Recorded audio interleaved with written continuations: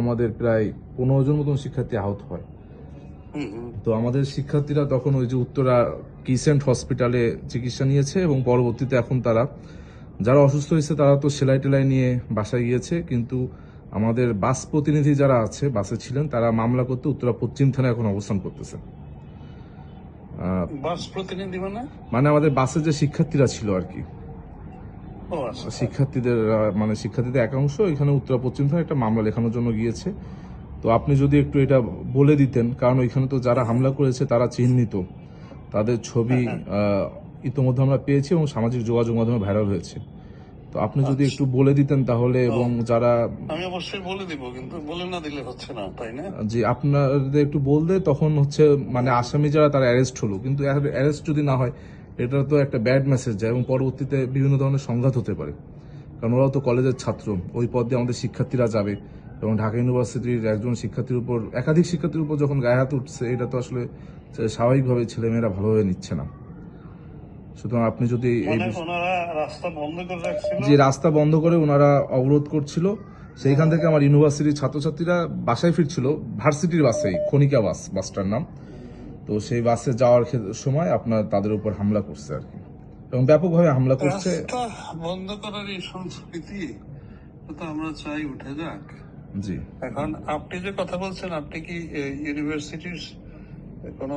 জি জি, আমি আপনাকে বলি, আসলে আমি হচ্ছে ঢাকা ইউনিভার্সিটির স্টুডেন্ট, আমি মাস্টার্স করছি উইমেন এন্ড জেন্ডার স্টাডিজ ডিপার্টমেন্টে। আর জি, ইন্ডিভিজুয়াল, এবং আমি হচ্ছে আমার এই ক্যাম্পাসে আমি যখন শিক্ষার্থীরা অসুস্থ হলো তাদের এখানে ডক্টর পাঠিয়েছি। আমার একটা প্রতিষ্ঠান আছে কমন মেডিয়েট, এইটার নাম, এবং আমি নিজেও আপনার ছাত্র রাজনীতির সাথে জড়িত।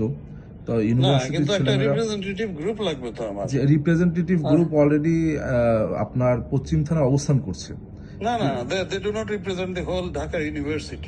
তাহলে আপনি আচ্ছা, তাহলে কি আমাদের প্রক্টর স্যার যদি আপনার সাথে যোগাযোগ করে এটা বেটার হয়। আমি এটা চাই যে যিনি রিপ্রেজেন্টেটিভ উনি বলুন, তাহলে অফিসিয়াল ভাবে আপনার সাথে যোগাযোগ করব। রাস্তা বন্ধ করে মানুষের যাত্রা ব্যাঘাত করব না, আমরা কথা দিচ্ছি, এবং যারা আজকে করেছে তাদের বিচার করা হোক। আমাদের ক্যাম্পাসের ছেলেমেয়েরা তো 5 তারিখের পর আর সেরকম রাস্তা অবরোধ করিনি কখনোই, আপনারা যতদূর জানেন। আপনি নিজেও হয়তো জানেন।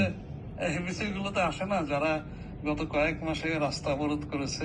না, এগুলো এখন আসলে বিভিন্ন প্রতিষ্ঠান, কখনো নার্স, কখনো রিক্সাওয়ালা, কখনো যে যেখানে পাচ্ছে সে সেখানে রাস্তা অবরোধ করে। আপনি হয়তো জানেন, আপনার থেকে ভালো জানেন যেহেতু আপনি পুলিশের আইজিপি। সুতরাং আপনি একটু যদি বলতেন, আর আমি স্যারদের সাথে তাহলে যোগাযোগ করব, যেহেতু স্যার যেন আপনাদের সাথে যোগাযোগ করে। আচ্ছা, আপনি যেটা বলেছেন না, জি, এটার জন্য মানে এটা খুবই আইনসঙ্গত, এটা আমার বলারও কথা, মানে বলে দেওয়ারও কথা না। মানে আপনি যেটা বলেছেন, মানে একটা স্বাভাবিক ক্রিমিনাল জাস্টিস সিস্টেমে এটা মামলাটা এমনি হয়ে যাওয়ার কথা এবং এটা বিচারের জন্য যাওয়ার কথা, কিন্তু বাংলাদেশের বাস্তবতা এই যে আপনাকে আবার ফোন করে বলতে হচ্ছে। আমি এটা বলছি, পুলিশ কমিশনারকে বলছি এক্ষুনি থানায় বলে দিতে, উনি বলবেন যেহেতু উনি পুলিশ কমিশনার। কিন্তু আমি ওই যে আপনার বিবেকের প্রতি ওই আর্জিটা রেখে গেলাম, ইনশাআল্লাহ। না, আপনারা কোনোদিন রাস্তা বন্ধ করবেন না। জি, আসলে যে আমাদের যখন আমরা 5 তারিখ আগে রাস্তা বন্ধ করছি তখন অ্যাম্বুলেন্সকেও যেতে দিতাম, আর 5 তারিখের পর আমরা আসলে আমাদের কোনো শিক্ষার্থী সেইভাবে রাস্তা অবরোধ করিনি।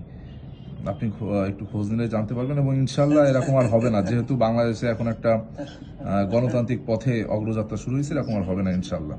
তো আপনি একটু কাইন্ডলি আপনার জায়গা থেকে, জি জি, থ্যাংক ইউ, ওকে, আসসালামু আলাইকুম।